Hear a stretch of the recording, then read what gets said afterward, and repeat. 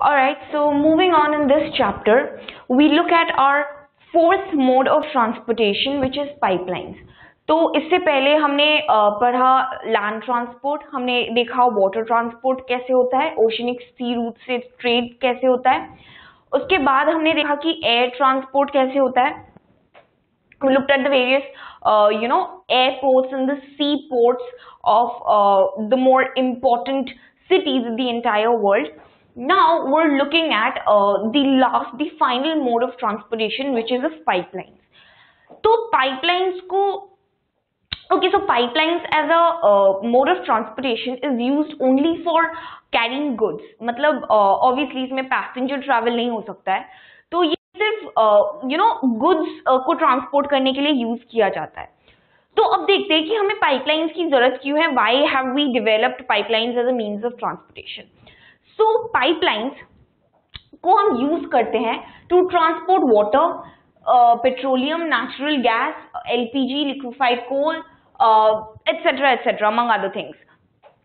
तो ये ऐसी चीजें हैं, the examples that we looked at, जिन चीजों का हम पाइपलाइंस के थ्रू ट्रांसपोर्ट करते हैं, ये ऐसी चीजें हैं जो हमें किसी और तरीके से ट्रांसपोर्ट करनी होती तो वो बहुत दिक्कत वाली बात होती. We wouldn't be able to transport things like these things of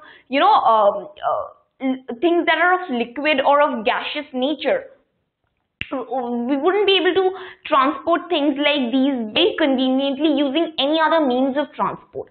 So that is why pipelines are a very convenient, let's say, a very convenient means of transportation for for all these things, for water, for petrol, for transporting petroleum, natural gas, which is gaseous in nature, these are liquid in nature. तो इन सब चीजों को transport करने के लिए हम pipelines का use कर सकते हैं, right.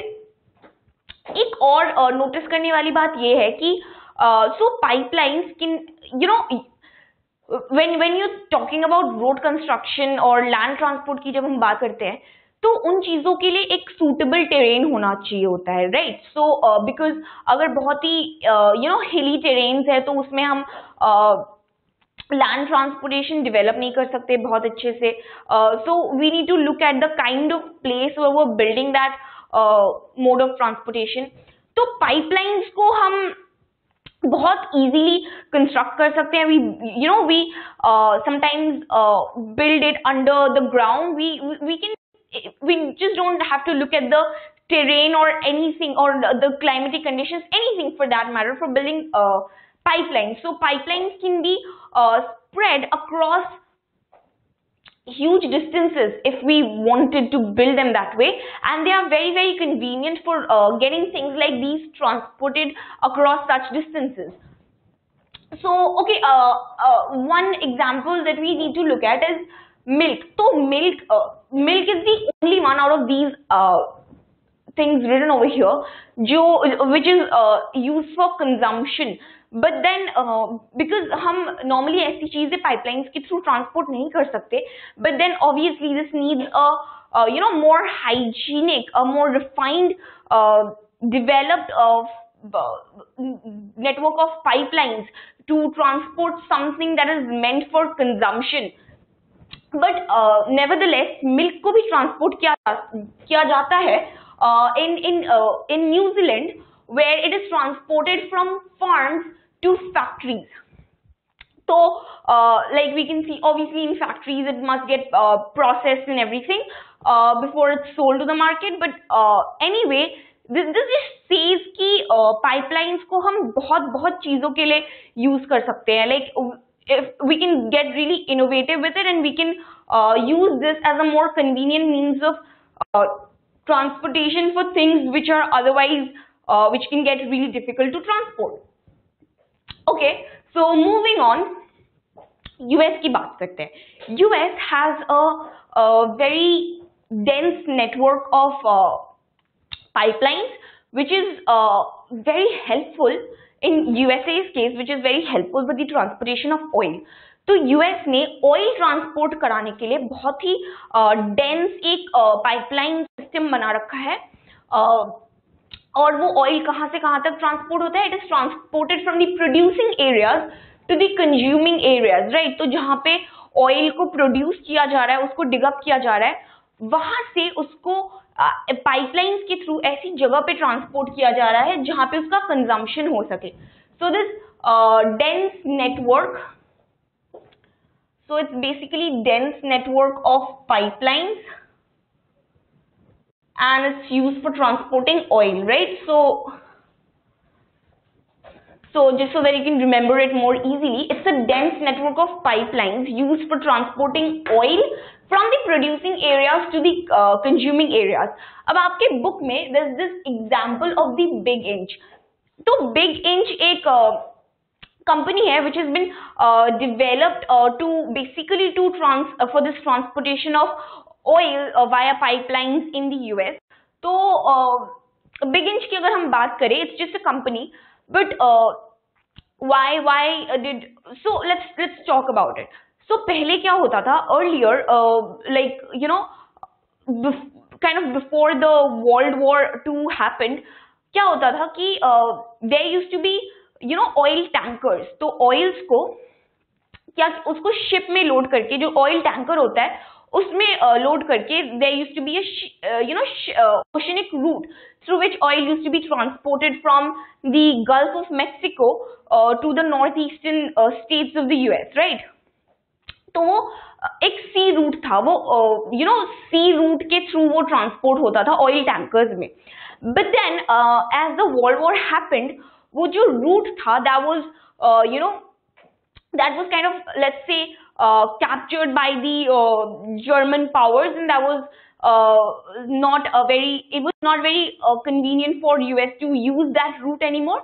So that's when US started building a pipeline system through which it can transport oil easily from this Texas area to New Jersey or to the other areas in and around it, so that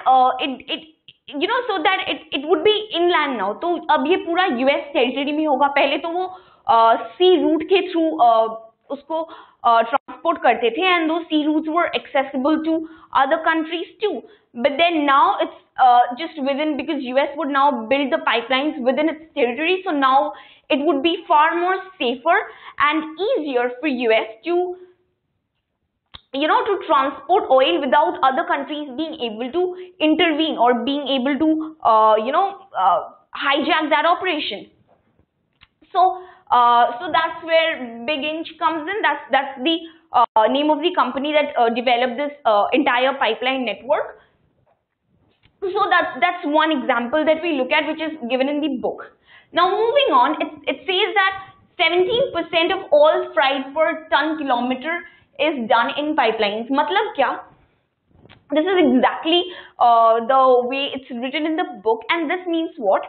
कि US में जितना भी goods का transportation होता है, जितना भी cargo movement होती है, उसमें से 17% जो है वो pipelines के through होती है. मतलब so the pipelines account for 17% of all freight. Freight basically means nothing but goods. So 17% of all freight per ton kilometer happens in pipelines. So this just means that pipelines are a very important means of transport for transporting goods in US. So so ये तो हमने US की बात करी. Moving on, there's so the next thing that we need to talk about is in areas of Europe, in Russia, in West Asian countries, and in India, transportation is done through pipelines from oil wells to refineries, ports, or domestic markets. So oil is transported through pipelines. मतलब oil जो है उसको pipelines के through transport करता है. कहाँ से? From oil Wales, जहाँ पे ये basically again to from producing areas to places where we need to transport it, be it refineries, be it ports, or be it the domestic markets where oil can be used for consumption. So US and then other parts of the world also, we see that pipelines are very important especially for the transportation of oil. And because why we're talking about oil is because oil is a very very important resource, right? It's a kind of resource that that basically dominates markets. So that is why, so we're looking at the pipeline transportation network with reference to oil, right? So again, another example that, so we look at these developed or developing parts of the world. So again, another example that's given in the book is the pipeline network that starts from Turkmenistan. Turkmenistan is located in Central Asia and extends to Iran, and it later on it's further extended to China. So that just means that it's a really long network of pipelines from Central Asia up till China, traversing across countries, right? That was one example that was given in the book. The proposed Iran-India pipeline, which has not yet been constructed, but it's supposed to be constructed and it's supposed to be operational. तो ये जो pipeline है, this will extend from Iran to India via Pakistan, and it is supposed to be the longest network of pipelines in the entire world. So when this pipeline is built from Iran to India, so it's going to be the longest pipeline in the world, but it hasn't been built yet, so we'll just have to wait. So that's all about pipelines. Pipelines are used for transporting things of liquid or gaseous nature.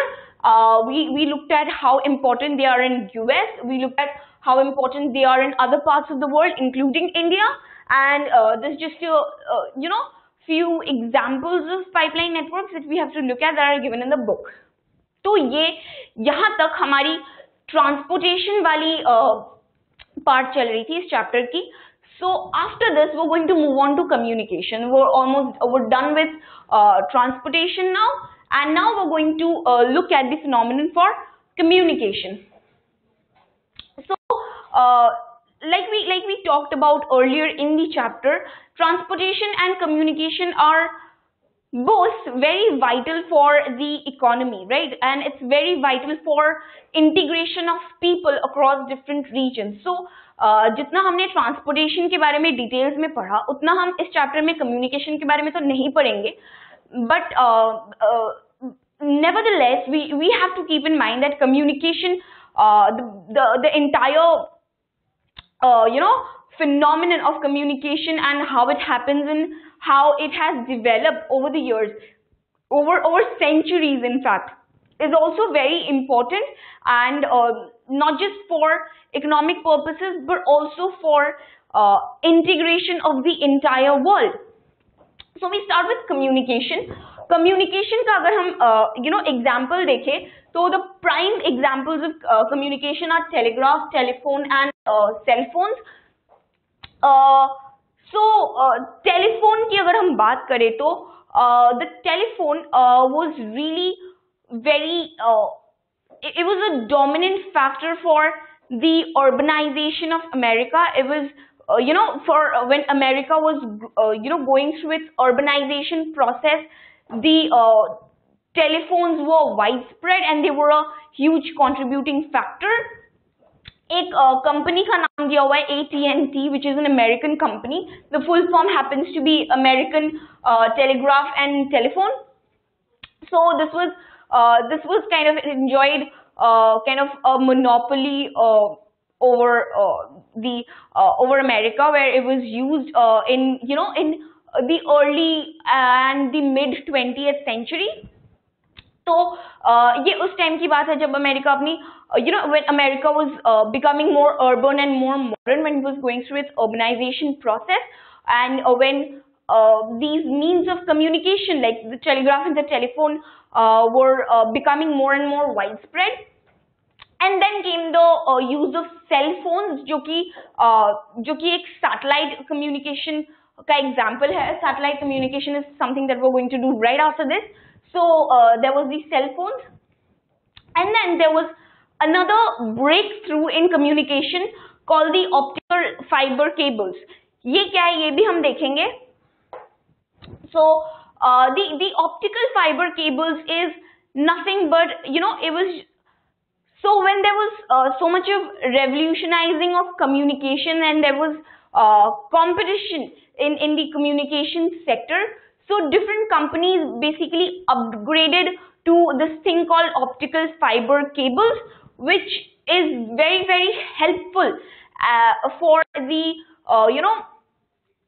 for the transmission of data in a very secure, rapid manner, and which is devoid of errors, which is error free. So that's something called optical fiber cables, and this was a huge breakthrough in communication if we look back at that time. But that's just about it was just a it was just a part of the evolution process of communication. Moving on, the telecommunication, when integrated with computers, gave rise to this thing called internet, which is so very popular these days and which is so widespread and which has been very successful in integrating the entire world in various ways, in various sorts of ways. So these are just examples of communication, and in communication what we're basically going to look at is satellite communication and the cyberspace, and that's all that there is to communication. तो पहले हम satellite communication से start करते हैं. Satellite communication was developed in 1970s as a result of a US and USSR collaboration space research. So there was this space research which was pioneered by US and so this is basically former USSR. It doesn't really exist anymore. So former USSR, and you would probably know by now कि USSR basically it was a huge landmass which consisted of present-day Russia and 14 other countries. USSR had 15 countries altogether, one of them being Russia and the most dominant country being Russia, and then there were nearby countries like Ukraine, Belarus, etc., etc.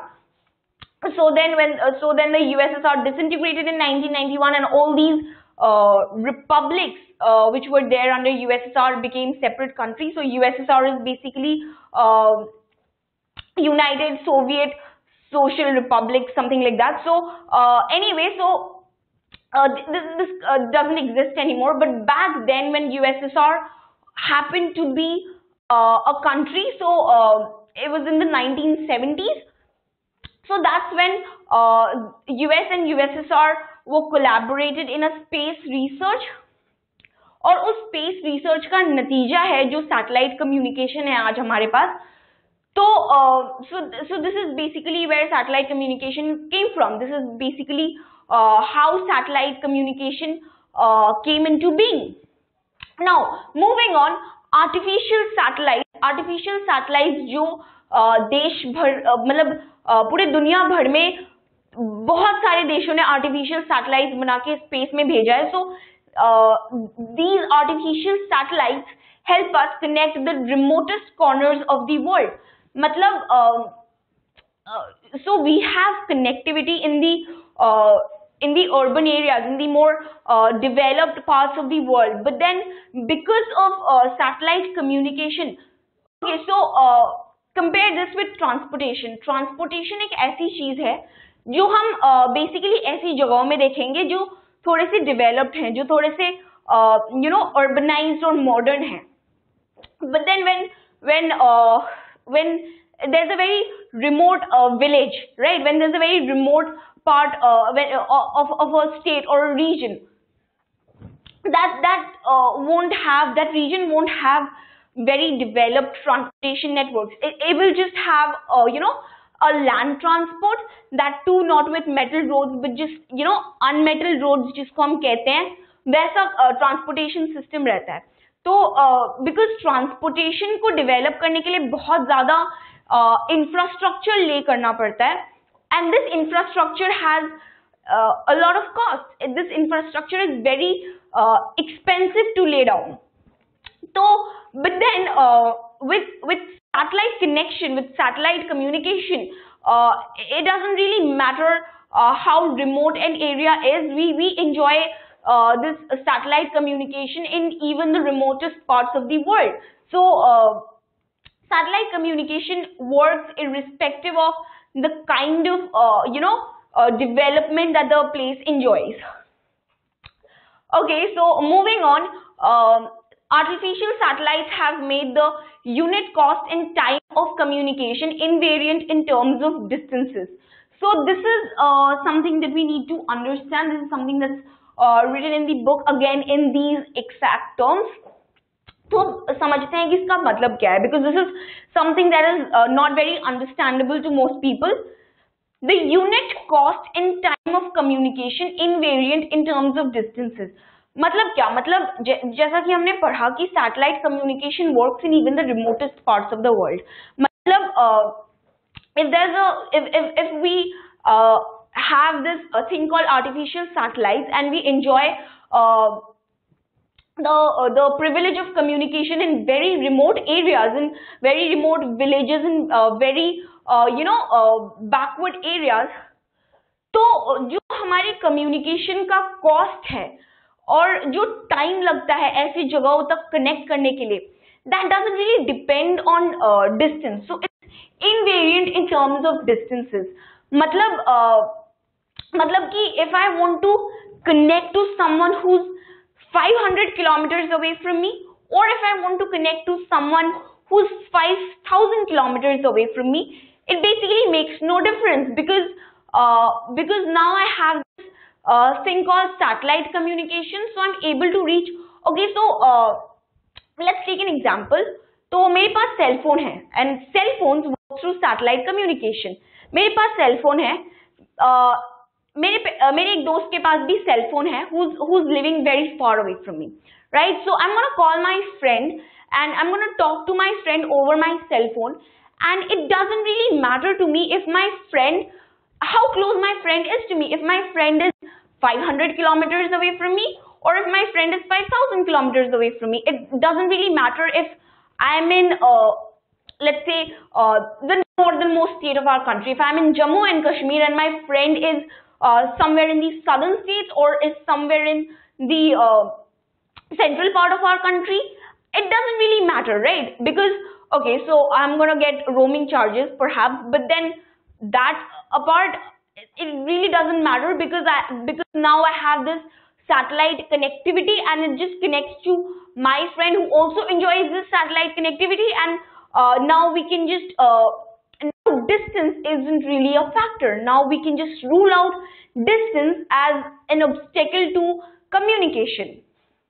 So that's what it means. It renders the unit cost and time of communication invariant in terms of distances. So that's about satellite communication. That's how it works. And we also saw how it came into being in the first place. Now moving on, under satellite communication हम ये देखते हैं कि India ने satellite communication कैसे कैसे develop किया. So India has India has made its own contribution to development of satellite communication. So India launched this. India launched the Aryabhat. Aryabhat is an artificial satellite. So India launched this satellite in 1979, on 19th April 1979 to be more precise, and then it launched Rohini in 1980. So basically after that it has launched a few other artificial satellites into space, and this has developed the satellite communication thing more and more with every other artificial that has been launched, right? So looking at few other names, we have Bhaskar, Challenger, and INSAT IB, and these satellites, so the Bhaskar one was also launched in the year 1980, and now these satellites have made long distance communication possible. Also these help with long distance communication. These help us use the radio. These help us use enjoy the enjoy the privilege of television. Also, in television, one thing to look at is weather forecasting. So weather forecasting जो होती है, जो weather को लोग predict करते हैं, जो हम न्यूज चैनल्स में देखते हैं कि आज का वेदर ऐसा होगा, आज का वेदर ऐसा होगा. Even now we have this, we don't need to rely on TV anymore, we have this privilege in our phones. तो हम अपने फोन्स में भी देख सकते हैं कि जिस एरिया में हम रह रहे हैं वहां का वेदर किस दिन कैसा होगा, और we can predict the weather from beforehand, right? Which is a very normal phenomenon these days, but think about it once, and it's not a very easy thing to do. You cannot just sit at one place and without having without having proper knowledge about the weather, without having proper technical knowledge about how the weather phenomenon works and everything. You cannot really forecast how the weather is going to be tomorrow. It's a very difficult job to predict the weather, but because of satellite communication, we are able to forecast weather from beforehand, which is a really big achievement that has been brought about by satellite communication. So all these things, this long distance communication, radio, TV, the use of our cell phones, all these things are possible only because of satellite communication. So these things are not just about India. This is true for the entire world.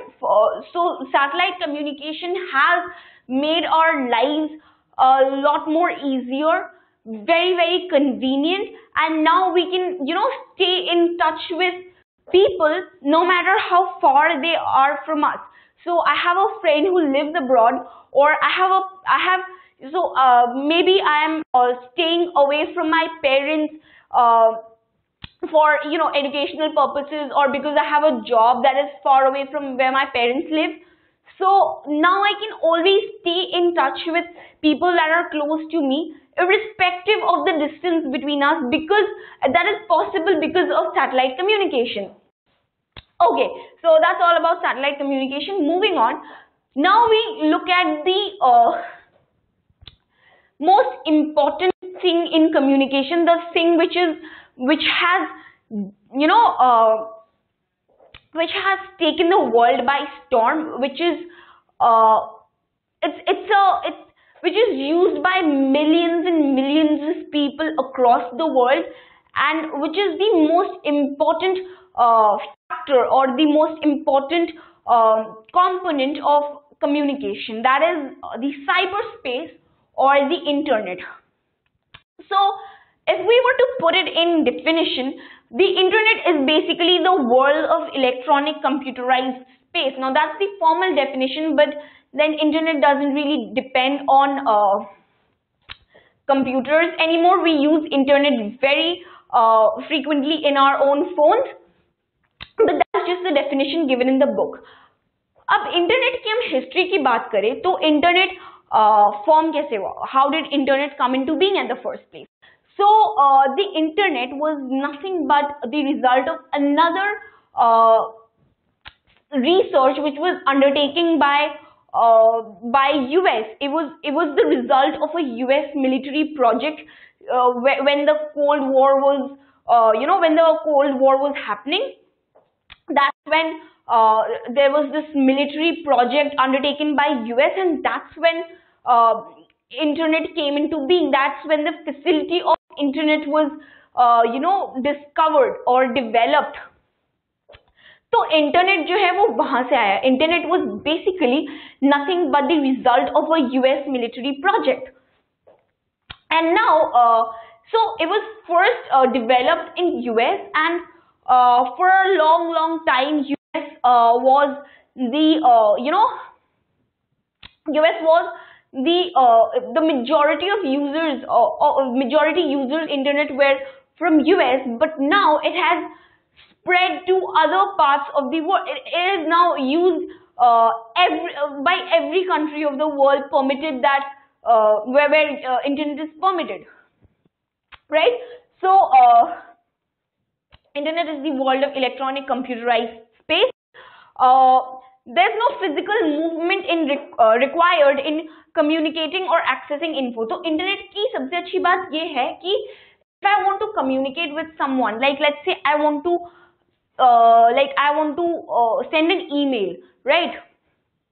Or the thing that we use most, I want to send a text via WhatsApp, right? So I don't have to, or I want to download information from Google.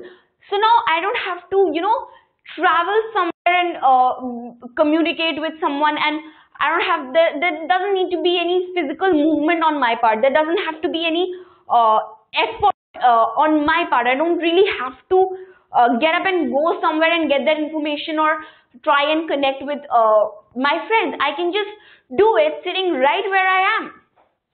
So that's why it says there's no physical movement required in communicating or in accessing info. I just use internet on my phone or on my computer to do whatever I want. And internet also exists everywhere. So internet is virtually present everywhere. It doesn't matter where you are. It's present in जहाँ पे हम खड़े हैं वहाँ पे internet present है.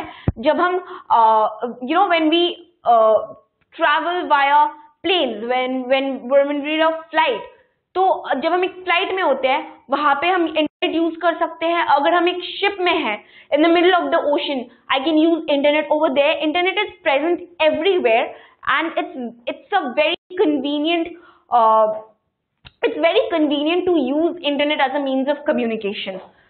Okay, so it exists everywhere and it spread at an unprecedented speed. मतलब क्या? मतलब जिस स्पीड से इंटरनेट स्प्रेड की है पूरे दुनिया भर में, उसका कोई प्रेसिडेंस नहीं रहा है. इससे पहले कोई भी चीज इतनी रैपिडली स्प्रेड नहीं हुई है. So internet has spread at a speed which has no competition in the world, right? So the example, so the truth behind this is given in statistics. There were 50 million users of internet in the year 1995. In the year 2000, which is just 5 years later, there were 400 million people. Within 5 years, the number of people that were using the internet increased by 350 million.